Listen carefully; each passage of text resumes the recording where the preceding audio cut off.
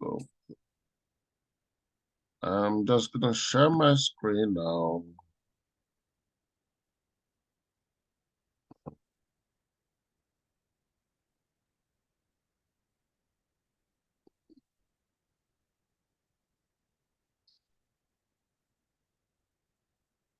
Mm.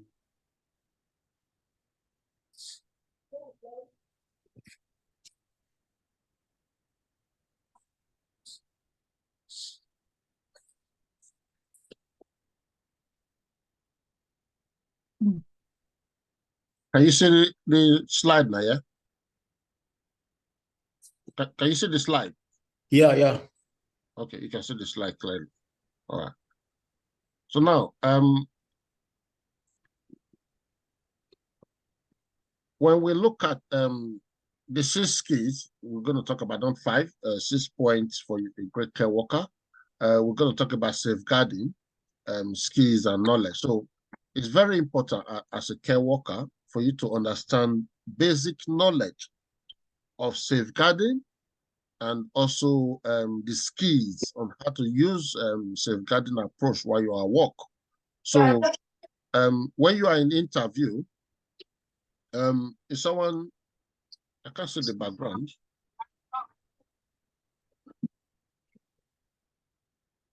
Oh.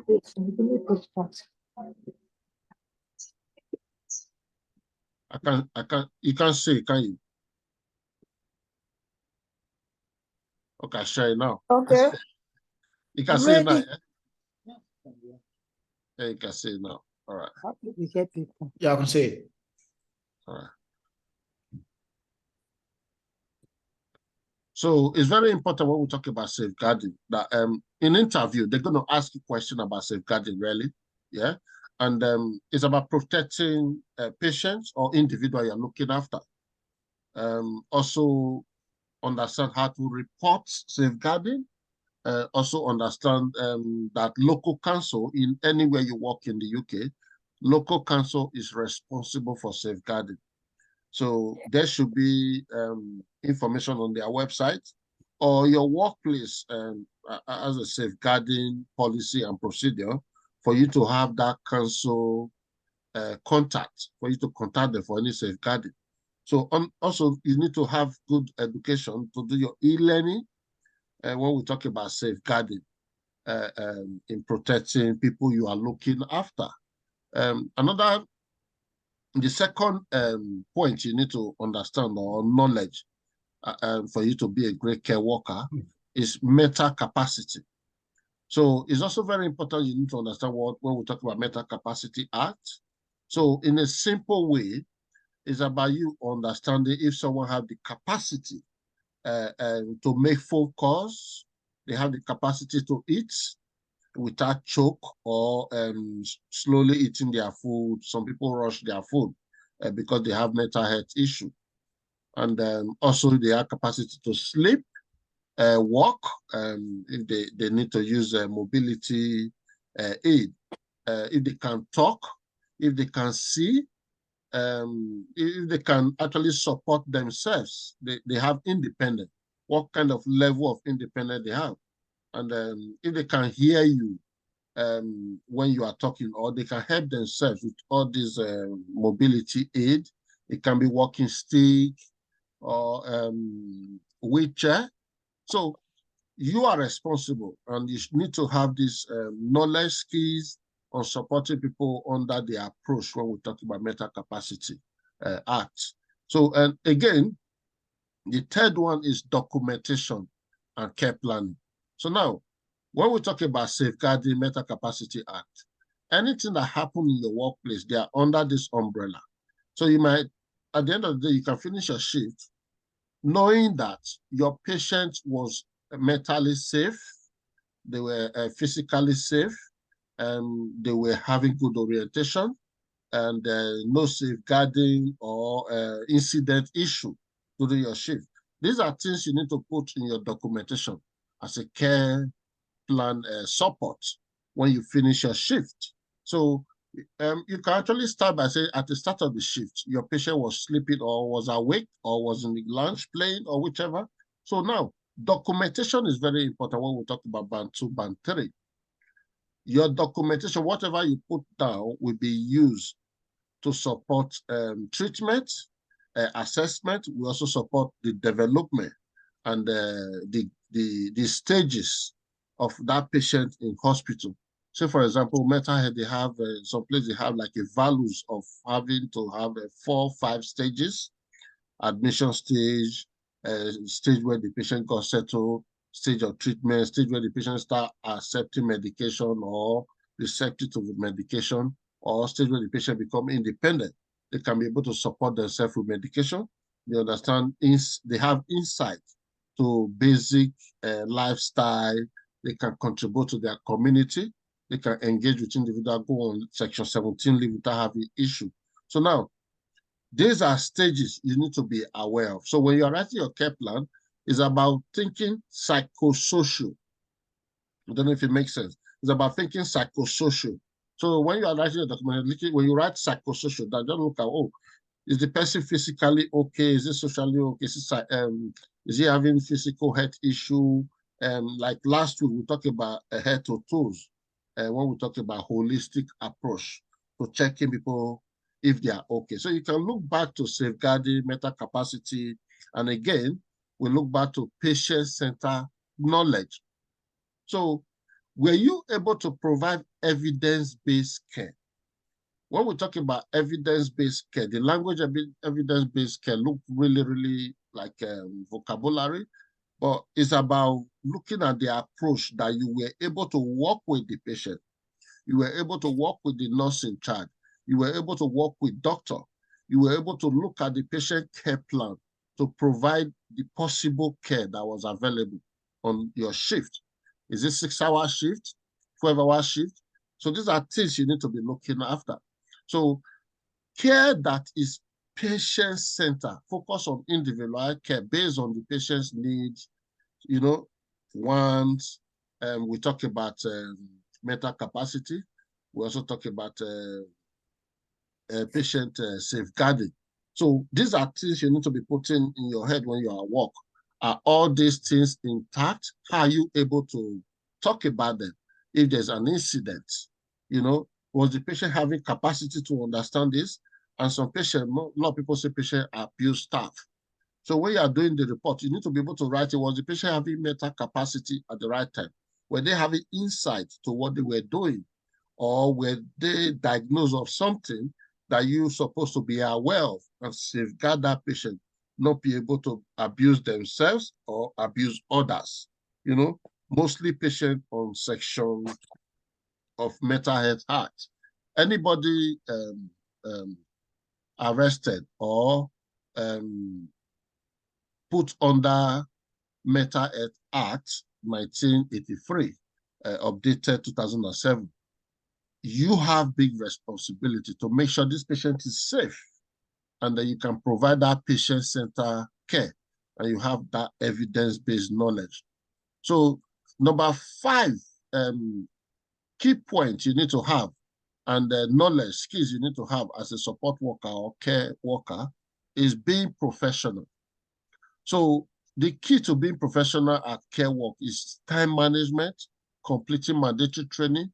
So now we talk about mental capacity, we talk about patient center, we also talk about mental health act, we talk about many areas when we talk about doing your work the way it should be or supporting patients according to their need. So now, if you have complete all your mandatory training, this key area shouldn't be difficult for you. So you are responsible. Your responsibility as a care worker is to make sure you complete your mandatory training. So nobody's responsible for that. You are, even if you do factory work, if you work as a community health worker, if you work as a taxi driver, if you work as a bus driver, if you work at the airport, you are responsible to complete your mandatory training. So your mandatory training is a key part to keep you being professional in your job. It kind of makes you stand out anyway, because you are up to date to what is happening in the setting. You are up to date with health and safety. You are up to date with patient care needs. You are up to date with the new approach to supporting patients to work in a hospital, nursing home, and a care home, even community. So at the same time, you are that kind of person that know the importance of not using your mobile phone to make call while you are at work, or managing your language that you speak while you are at work. You know, when we talk about dressing appropriately, speaking clearly, you are responsible for that because you are at work. So the last one is your mental health. So now, when we talk about mental, we're talking about your well-being. Are you okay to do this job? Are you kind of person who have patience, or you have illness that distract you from being patient, or listening to your patient, or managing your colleagues? Because I tell you what, there is no job you're going to do that you say it doesn't have staffing culture, where some staff find it difficult to manage the other one, or they say something that you cannot even want to take. So your well-being matters a lot. Your reaction to people's behavior matters a lot. Do you have basic need when it comes to your money? When talking about mobility at work, do you have health need you need to talk to your management about? Do you have the strength to do 12-hour shift? Do you have the strength to do 6-hour shift? Are you far from work? Are you stressed? Do you have, I don't know. It's about being healthy as well, and also looking after your body, and, having good smell while you're at work. There's one thing I read on, I listened to on Facebook. It talk about brushing your teeth, cutting your nails, making sure your nails are clean. Many other things they talk about when it comes to being a good care worker, because that keeps you out of every other person when it comes to providing support care work for people. Because when we talk about care, it's about, are you able to look after yourself? Now, if you are aware, how can you look after someone who is unaware? So that's another difficulty. So now let's go straight to CV update and work experience before we try and submit your credential. I'll give you email and the information you need to add to it. So before we go there, do we have any question regarding to 6 key points for great care worker?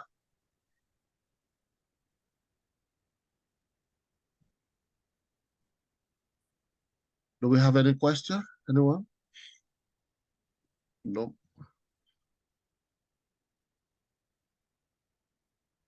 Okay, now let's talk about your CV. So when we talk about CV updates and work experience, it's also very important for us to look at the language they use in job adverts. So sometimes we mostly see 10 years experience. So now that 10 years experience are putting people off. Say, I'm not qualified to do this job. A lot of people do that. Say, I'm not qualified to do this job. I tell you what, even if you have 6 months experience, you're qualified to do care work. Even if you don't have any education, this is difficult, but a lot of people will say, why do I need to study this course then? Why do I need to have some people talk about MVQ, so use a diploma. Why do I need to have that? Why do people go and study nursing if you don't need education to look after people? Now, there's difference between being a carer, difference between being a caring person, and someone who is first class holder in science, and who doesn't have patience with individual, or who never ever went through challenges. When we talk about COVID-19, they didn't understand what COVID-19 is all about. They disagree with COVID-19. They don't accept medication, that medication is the way someone can have treatment. They don't accept that you need to take someone to hospital. There's some culture that you have that actually distracts you from being a carer in the first place. So now, when we talk about British values, if you look at British value is not far from 6 C's. For those who study awarding working in health and social care level 3, British value is not far from 6 Cs. So you can have lots of people who were born in the UK who have lived their life under the British values. So you'll be shocked that they understand first aid on the street. If you're going on the street, there are first aid boxes on the street. A lot of people never know that. But if you were born in the UK, you know that these things, you are entitled to them. You know where they are. And you will know how to operate it. You know, the same thing if you went through different stages of school. You will know those basic values when we talk about caring, being compassionate, being confident, when we talk about asking for help, educating yourself about something. You see some children in the UK. I like British values when we talk about question and answering. There's no children in the UK you do anything to. They will ask you why, when, why, what do you mean?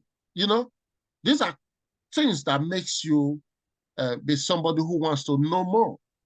And if you start care job, your mandatory training will not be difficult because you want to find out more about caring for this individual. You know, it's about you. So now, if you have all this, I tell you what, you are one of the best to be a care support worker, healthcare assistant. So now that 5 years can be just work experience. Work experience doesn't have to be in care. Hello?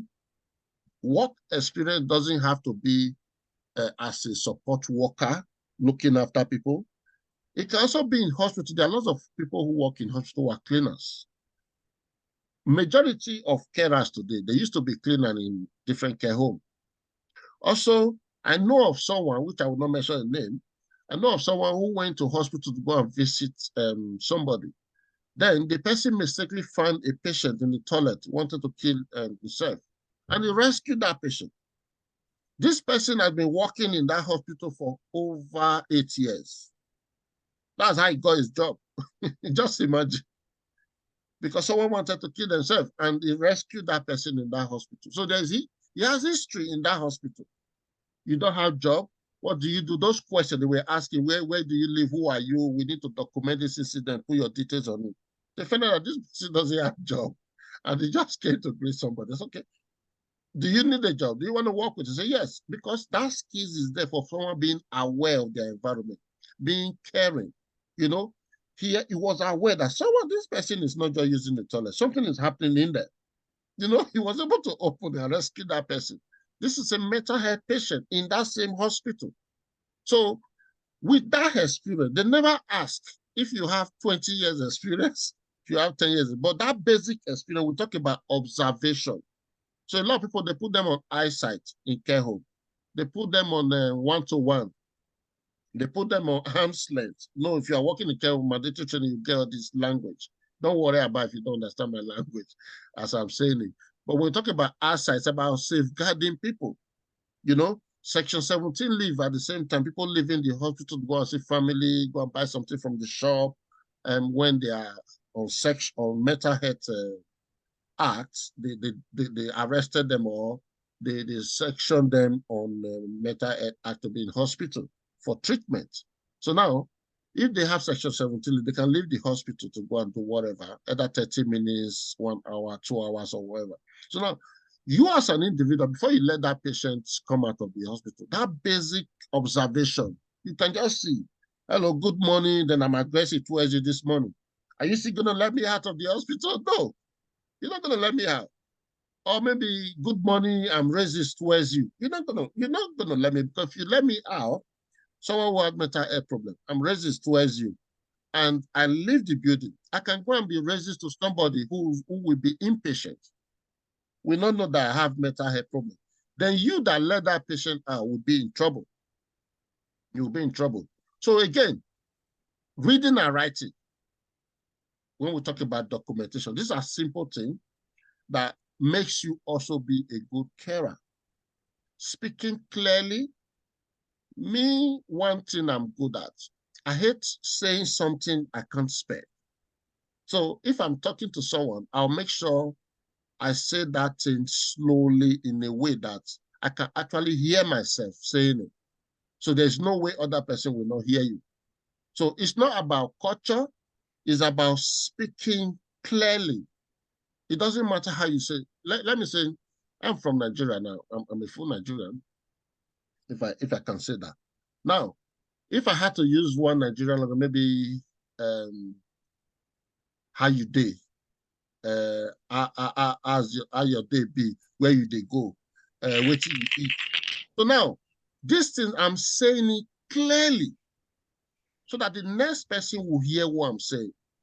So if you can talk clearly, there's no problem with it. So the language in doing care job is not really like, oh, you need to have this vocabulary and you need to have this massive 10 years experience the way you in online. So try and calm down when you see that. Also, time management. You have all this. All this make up your 5 years experience. Yes. So now, how are you going to prove 10 years that they want? Remember, you have education. You have education history. You have history. So now, what they want to know, they want to know about you. I don't know. Is it Osarere? Please, can you mute your? You want me to help you mute it? Oh. Yes, sir. Yes, sir. Okay, let me mute it. Okay, yes, mute now. Muted it. So now, thank you very much. So now, if you are able to understand that basic way of life, you know that, oh, you went to primary school, you went to nursery school, and you have some history when we talk about 10 years, apart from those 5 years of working. This working I'm talking about can be voluntary job. It can be anything. So those are 5 years, adding with all your years of living. It can be living with parents. It can be work, supporting parents in their own day-to-day work or office or whatever. So that can make up your 10 years. Do not add something you cannot prove, because sometimes they can request for reference from someone who doesn't really like you. And the person will say, this is what they know about you. That's all. So you don't want to say, oh, I have 10 years experience. And at the end of the day, you are providing this care. You are not able to provide that 6 months experience care, basic experience skills and quality. If anything happened, they've invited lots of people back to court, maybe after 4 years, 6 years, when something happened to a patient. Some of the things you put down, now they're going to find out your history, your job application, your CV, what you put in there. So it's always very good you understand these basic parts, rather than saying 10 years you'll be doing this job. Come on, if I hear from you and I'm your colleague that you have 10 years experience in this job, I'll trust you with many things. Oh, 10 years experience doing care, okay, that's fine. Please, your patient, you have 5 patients to look after today. And Mary James is in this room. I just got her. Please, I'm walking upstairs. Can you take over downstairs? Then the next thing, you're not able to do anything. So it's difficult.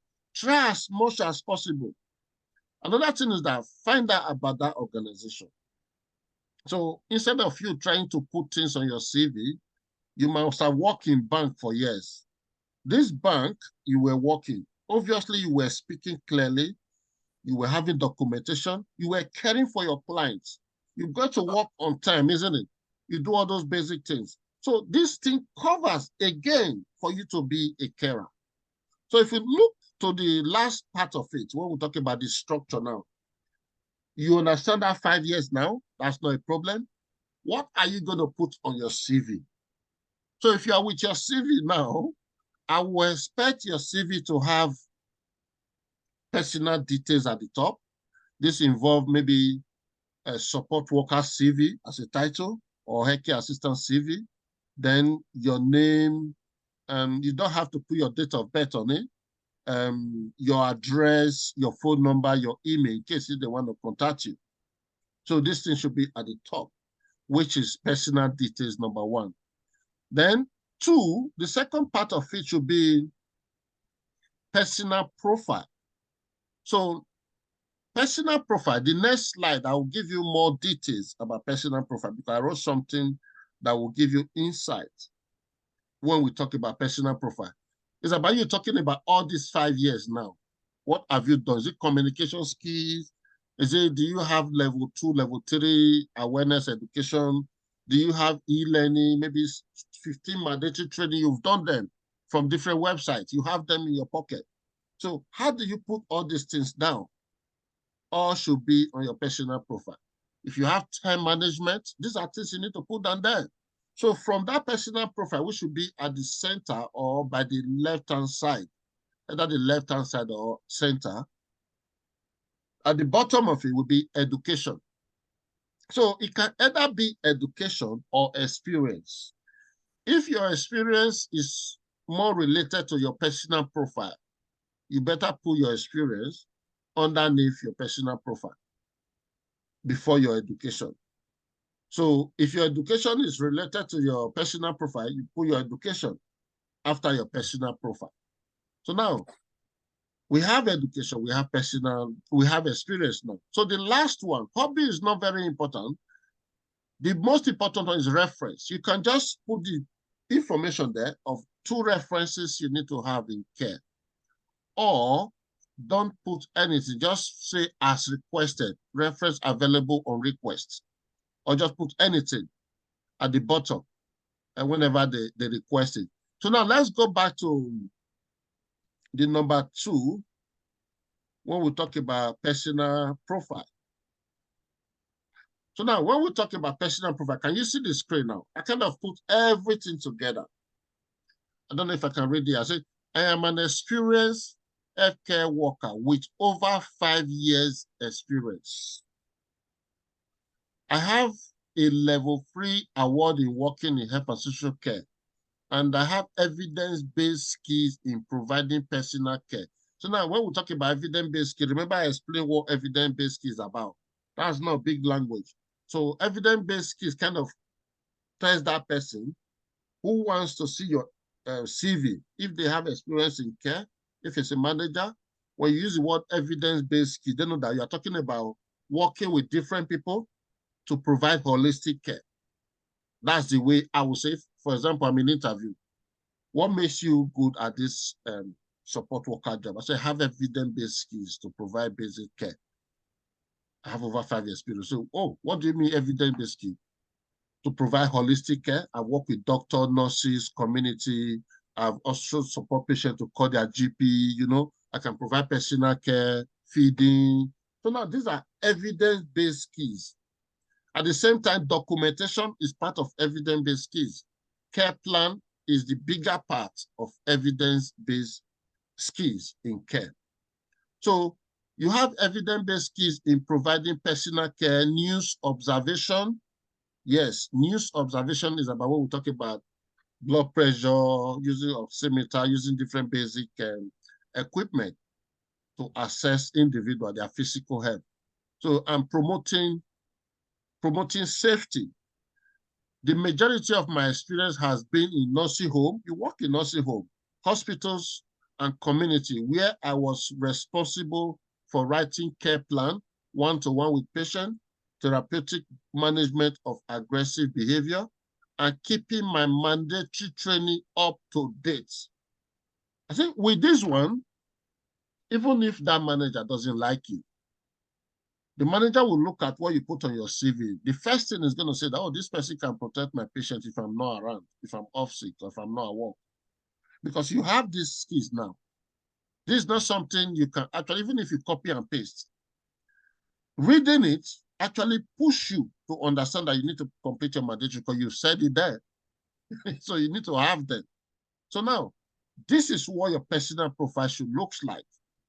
So it's not about copy and paste, but try as much as possible. Make sure you meet whatever you've written down. Because your interview, they may never write anything down for your interview. They'll hold your CV to ask you questions. Can you tell me more about yourself? So they expect you to talk around your personal profile. Again, they expect you to talk around them. So talking about your personal profile, it might take 2 minutes, or maybe if you are like me, I can talk for 30 minutes when I'm in interview. They had to stop me. So as you're talking, they are ticking boxes now. Oh, safeguarding, that's fine. You know, they have one language to tick that you cover. Safeguarding, documentation, speaking clearly, understand mental health. Oh, you understand patient safety, even if you don't understand mental health. Oh, you understand patient safety. They'll just tick those boxes for you. So the next thing they're going to say, oh, that's it. I remember someone went for, the person is a pharmacist. She went for interview and she was late. She couldn't find the place for interview. For some reason, she was about 40 something minutes late before she got to that interview. So now getting to that interview, the person who was going to interview her was waiting. And she got in, she looked stressed. Oh, sorry, she was explaining, Now it took her about 2 months to study before she get to this interview, understanding some mathematical question, data, statistics, because that's major thing they ask when you are in this kind of interview. The man just saw her and said, tell me, what sport do you like? Do you support anything? They started talking about different things. And there, she was actually talking about some of her own personality during that interview. She was surprised as she is talking, the manager is ticking boxes, based on talking about her personality. He said, well, that's it. We'll get back to you. Your interview. He said, oh, you did interview me? He said, yeah, I've done it. He said, look, I've ticked all my boxes. Then she left. She was successful for that interview. Just imagine, just talking about herself. So people actually have lifestyle that fit into the job they are doing. So this is someone who is pharmacist now, talking about personality, watching football, asking questions, random questions. And the person is giving things, criteria that actually some proficiency that meet up being a qualified person to work here. And again, when we talk about accreditation or registration to work, sometimes they already check your PIN. They know you are qualified for this job anyway, when it comes to pharmacists, when it comes to nurse, when it comes to doctors. So they might not need to ask them too much question. So now, let's go to the last part when we talk about job credentials now. So job credential, they're going to ask you right to work. Some of the right to work can be passports. It can be immigration paper, immigration status. It can be depends. Some people are dependent visa. Some people are students. So those are what they are looking for. Then from there, they're also looking at identity. This can be your passport. It can be your driving license. It can be ID card, just to show your name, your identity, blah, blah, blah, blah. Or proof of address, maybe bank statement. So that bank statement connect with the name on your passport or the name on your immigration status. So the same thing, we'll talk about your profile, CV. So that's when you give them the CV now. They want to see the top one, what's on there. You submit your CV again. And then the same thing, you had to get the job now, which is your presentation. Today, I don't know if we have any question. If we don't have question, we can submit the information you have now. Do we have any question?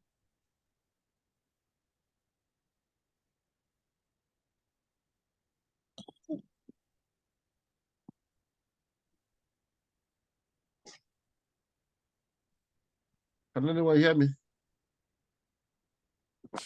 Yeah, we're hearing you. Okay. Any question?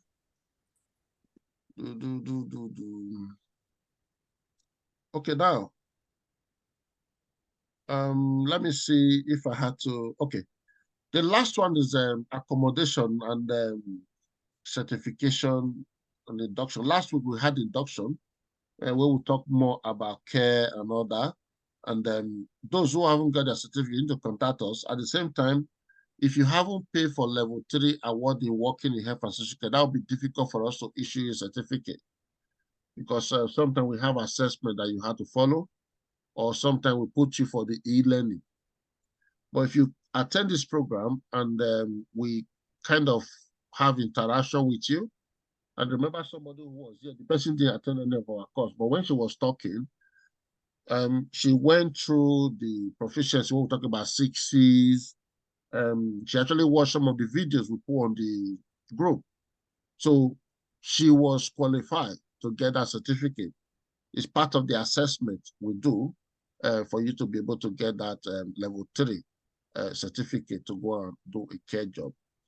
So now I'm gonna, before we do more Q&A, I'm gonna remove this slide now.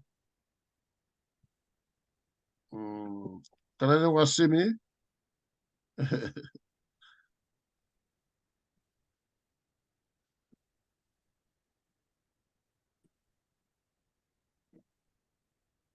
Okay.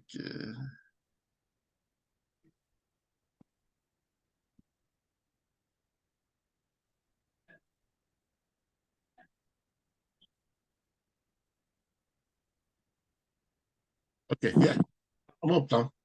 So I can't see anything before now I can see everything. All right.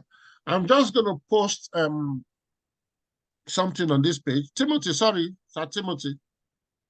I wasn't seeing anybody before. I didn't know when you raised your hand. Forgive me. Hello.